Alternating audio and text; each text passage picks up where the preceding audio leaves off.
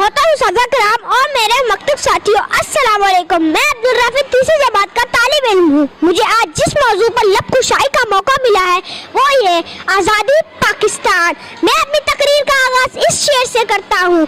परचम वतन का हमको है जान से भी प्यारा, परचम वतन का हमको है जान से भी प्यारा, आंखों का उजाला ये चांद ये सितारा। प्यारे साथियों, 14 अगस्त का दिन हमारी आज़ादी का दिन है। ये वतन हमारे बड़ों ने बहुत मेहनत और जदोजहद से हासिल किया।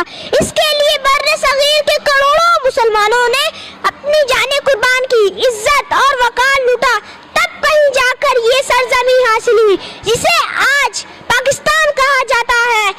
शायर ने अपने पाक वतन के लिए क्या खूब कहा, आने न देंगे अपने गुलशन में हम खिजा को, आने न देंगे अपने गुलशन में हम खिजा को, जन्नत बनाएंगे हम ये पाक गुलसितां को, रंग देंगे अपने खून से इस रास्ते वतन के, जलवे हमारे दिल में इसकी किरण किरण के।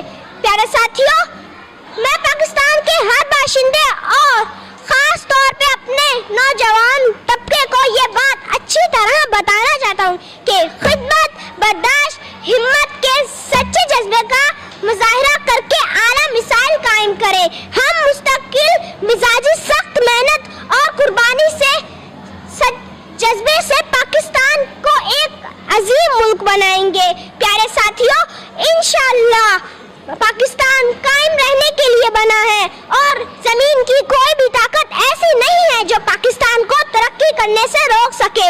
मैं अपनी तकरीर का इख्तिताम इस शेर से करता हूँ, तंजीम और यकीन की राहों पे हम चलेंगे, तंजीम और यकीन की राहों पे हम चलेंगे, आपस के प्यार ही से कायम सदा रहेंगे। पाकिस्तान जिंदा